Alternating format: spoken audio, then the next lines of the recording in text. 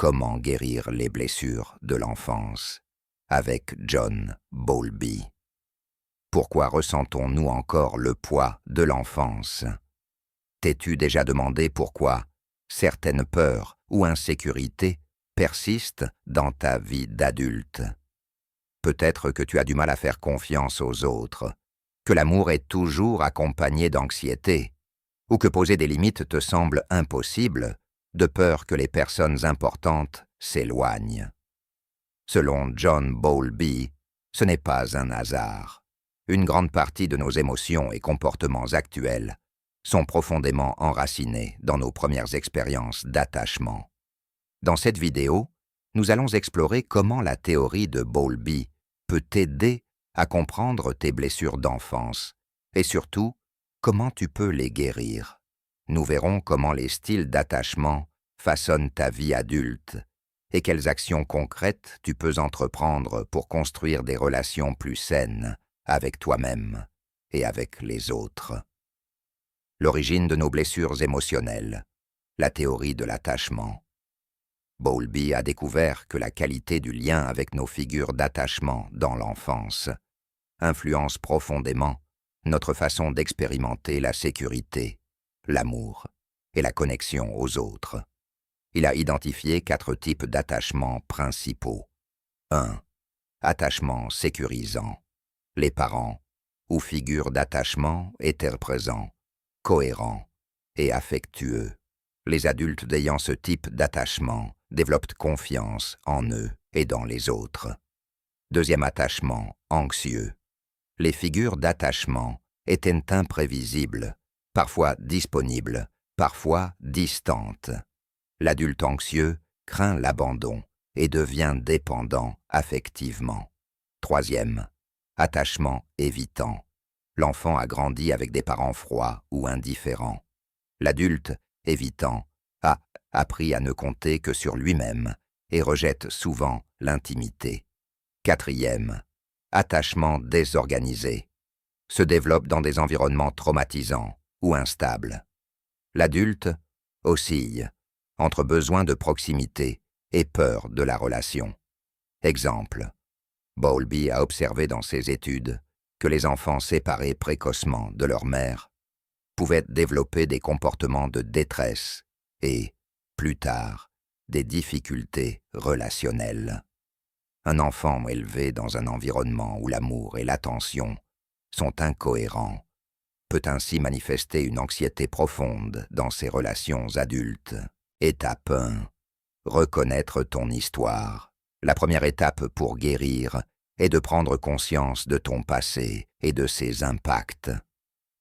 Première. Identifier les expériences marquantes. Pose-toi ces questions. Avais-je confiance en mes parents pour répondre à mes besoins émotionnels? Mes émotions étaient-elles accueillies ou ignorées? Ai-je appris à réprimer ce que je ressens par peur du rejet? Comment mes parents ou figures d'attachement géraient-ils les conflits et l'affection? Fais une liste des souvenirs marquants de ton enfance, en notant ceux qui t'ont fait ressentir du réconfort et ceux qui t'ont laissé un sentiment de manque ou de peur. 2. Comprendre l'impact sur ta vie actuelle. Nous avons tendance à reproduire inconsciemment les schémas appris dans l'enfance. Réfléchis à la façon dont ces expériences influencent tes relations amoureuses. As-tu peur d'être abandonné ou es-tu distant avec ta partenaire? Ton rapport aux émotions. Te permets-tu d'exprimer librement tes sentiments? Tes réactions face aux conflits. Fuis-tu les confrontations ou cherches-tu à tout prix à plaire? 3e, accepter sans culpabilité. Comprendre ces dynamiques est essentiel. Il ne s'agit pas d'accuser nos parents, mais de reconnaître comment leur comportement a façonné notre vision du monde. Bowlby expliquait que les figures d'attachement agissent souvent selon ce qu'elles ont elles-mêmes appris dans leur propre enfance. Accepter son histoire avec compassion permet de s'en détacher et de reprendre le pouvoir sur ses choix actuels. 4e, témoignage de transformation. Témoignage de Marie. J'ai grandi avec une mère très anxieuse qui m'a toujours fait ressentir que le monde était un endroit dangereux. À l'âge adulte, j'étais constamment en alerte, craignant d'être abandonné. Grâce à la thérapie et aux exercices de reconnexion à mon enfant intérieur, j'ai pu réapprendre à faire confiance aux autres et à moi-même. Histoire de Julien. Ayant eu un père émotionnellement distant, j'ai toujours eu du mal à exprimer mes sentiments. Je pensais que montrer mes émotions était un signe de faiblesse. Mais en travaillant sur mon attachement évitant, j'ai appris à ouvrir mon cœur et à créer des liens plus authentiques. Étape 2. Réécrire ta narration intérieure. Bowlby expliquait que nous construisons des modèles internes de travail durant l'enfance, des croyances qui définissent comment nous voyons le monde et notre place en lui. Si, enfant, tu as intériorisé des messages tels que « je ne suis pas digne d'amour » ou « je dois mériter l'attention des autres », il est probable que ces pensées guident encore tes comportements d'adulte. Mais la bonne nouvelle, c'est que les croyances peuvent être modifiées. Pour cela, il faut remettre en question les pensées négatives automatiques. Si tu as grandi avec la croyance « je ne suis pas assez bien », commence à intégrer des affirmations positives « je mérite amour et respect ». Mes émotions sont valables et dignes d'être exprimées. Les neurosciences ont prouvé que la répétition de pensées positives restructure le cerveau et aide à modifier notre perception de nous-mêmes. Témoignage de Sophie. J'ai longtemps cru que je ne valais rien, car on me l'avait répété enfant. J'ai commencé à écrire des affirmations positives chaque matin, et avec le temps, mon regard sur moi-même a changé. Aujourd'hui, je me sens beaucoup plus confiante. Étape 3. Se reconnecter avec son enfant intérieur. La connexion avec notre enfant intérieur est essentielle pour guérir les blessures émotionnelles de l'enfance. Bowlby expliquait que les expériences vécues dans nos premières années laissent des empreintes profondes qui influencent nos émotions et nos réactions à l'âge adulte. Apprendre à écouter et à prendre soin de cet enfant intérieur permet d'apporter une véritable transformation intérieure. Premier, comprendre qui est ton enfant intérieur. L'enfant intérieur représente la partie la plus authentique de toi-même, celle qui a ressenti des joies intenses, mais aussi des blessures profondes. Il reflète les émotions refoulées, les peurs et les besoins non comblés de ton passé. Pose-toi ces questions. Quels souvenirs de mon enfance me procurent encore de la douleur ou de la tristesse?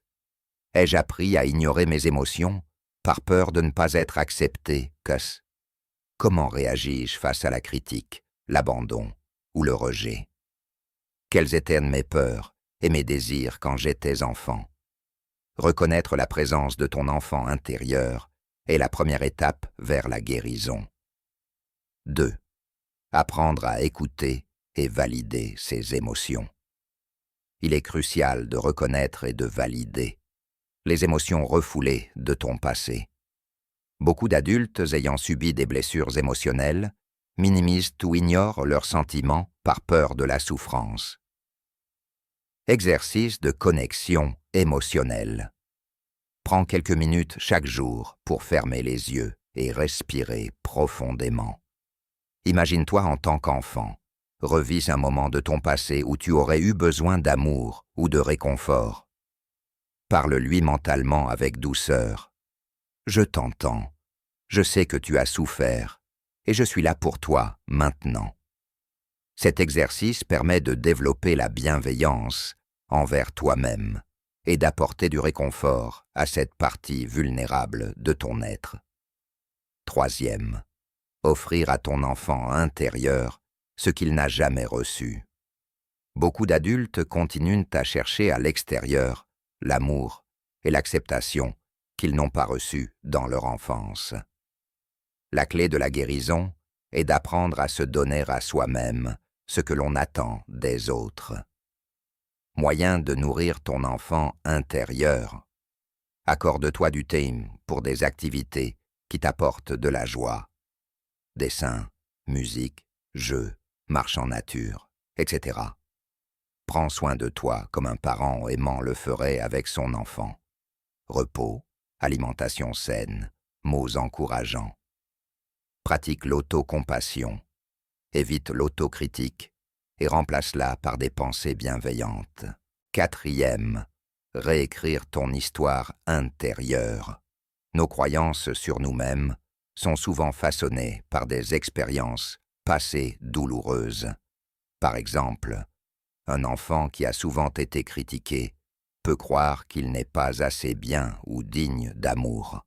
La bonne nouvelle, c'est que ces croyances peuvent être déconstruites et transformées. Exercice d'affirmation positive. Identifie une croyance limitante issue de ton enfance. Exemple, je ne suis pas digne d'amour. Remplace-la par une affirmation positive. Exemple, je suis une personne précieuse et aimable. Répète cette affirmation chaque jour en te regardant dans un miroir. Avec le temps, ton cerveau intégrera ces nouvelles pensées et remplacera progressivement les anciennes croyances négatives. 5e, témoignage de transformation. Témoignage de Claire. Pendant des années, je me suis senti abandonné, même dans mes relations. Grâce au travail sur mon enfant intérieur, j'ai compris que cette peur venait du rejet que j'avais ressenti étant enfant. En apprenant à me donner moi-même l'amour et la validation dont j'avais besoin, j'ai cessé de dépendre des autres pour me sentir bien. Histoire de Marc. Je croyais que montrer mes émotions était un signe de faiblesse.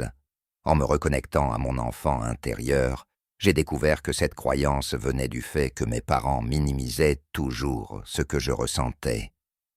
Aujourd'hui, j'ose exprimer mes émotions sans culpabilité, et cela a profondément transformé mes relations.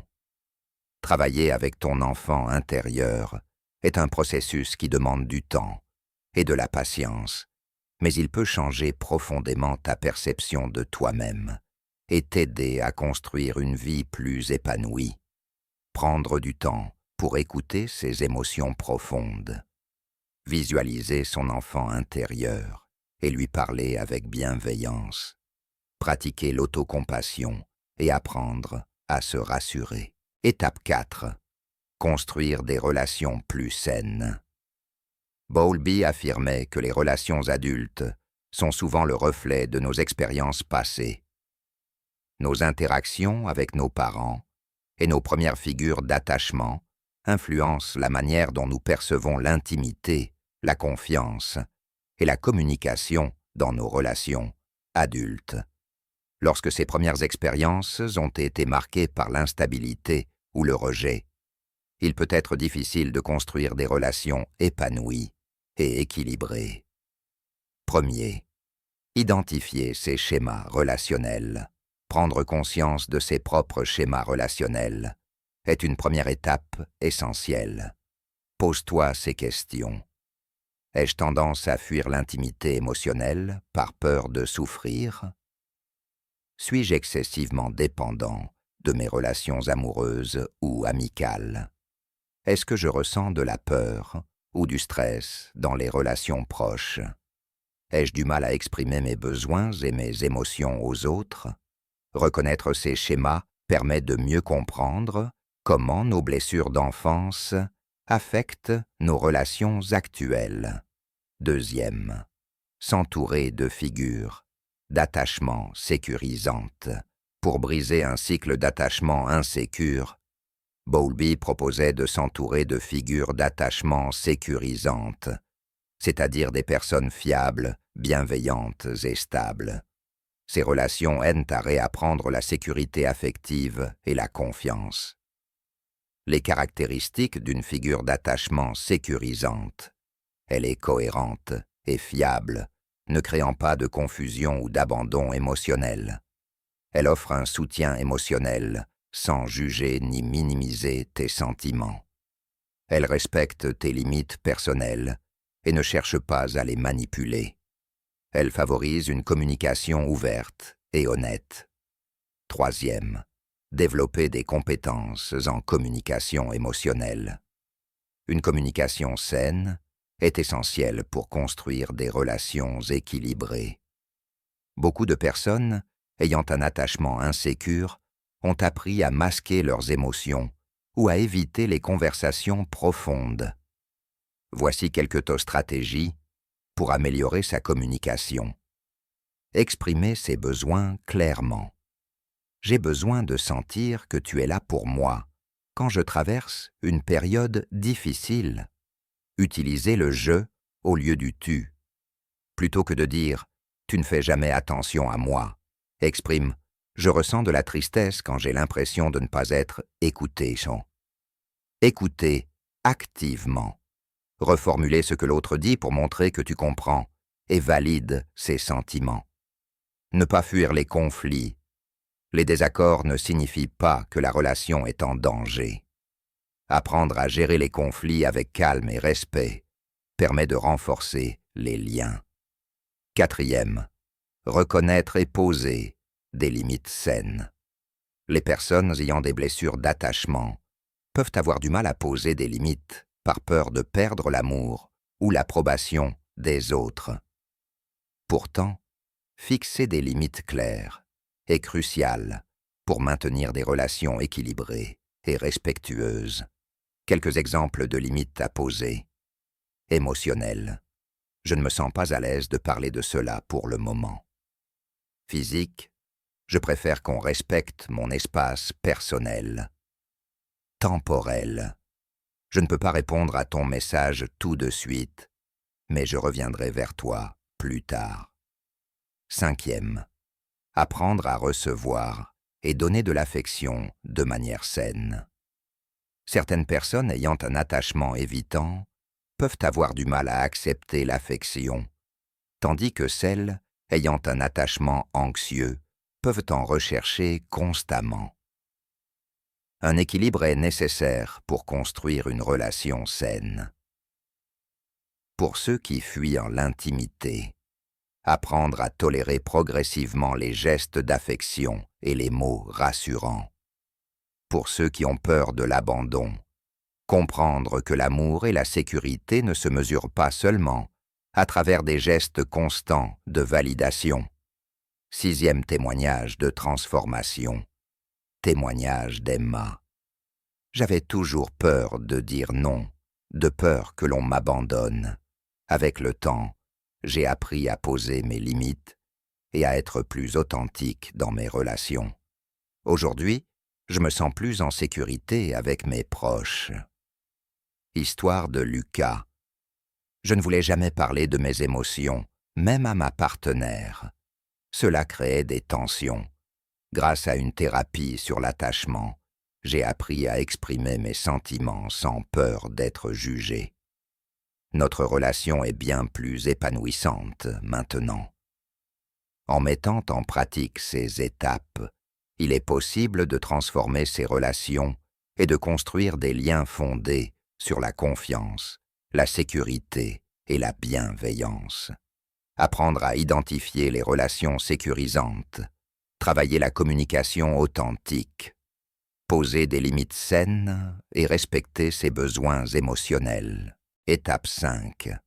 La thérapie. Un outil puissant pour guérir. Bowlby insistait sur l'importance de la thérapie pour réparer un attachement insécure. Exemple. Des études basées sur son travail ont montré que les patients qui rétablissent une relation stable avec un thérapeute expérimentent souvent des améliorations dans leur gestion des émotions et de leurs relations interpersonnelles. Une approche thérapeutique centrée sur l'attachement aide à identifier les croyances limitantes sur soi et les relations. 2. Gérer l'anxiété relationnelle. 3. Créer de nouvelles expériences d'attachement sécurisées avec un thérapeute de confiance. Réflexion finale. Le pouvoir de réécrire ton histoire. Guérir de l'enfance ne signifie pas effacer le passé, mais apprendre à se libérer de son emprise et à se créer un futur plus libre et épanoui. Comme le disait Bowlby, ce qui nous arrive dans l'enfance laisse des traces, mais ne définit pas notre destinée. Nous avons le pouvoir de transformer notre histoire. Aujourd'hui, tu as le choix de commencer ce chemin de guérison. Es-tu prêt à écrire une nouvelle version de ton histoire? Phrase du jour. Tu n'es pas responsable de ce qui t'est arrivé dans l'enfance, mais tu es responsable de ta guérison. Rappelle-toi, tu mérites l'amour, la paix et la guérison. Et toi, où en es-tu dans ton chemin de guérison? As-tu déjà essayé certaines de ces techniques? Quels ont été tes plus grands défis et tes plus belles victoires? Partage ton expérience dans les commentaires. Ton témoignage pourrait aider et inspirer d'autres personnes sur ce même chemin.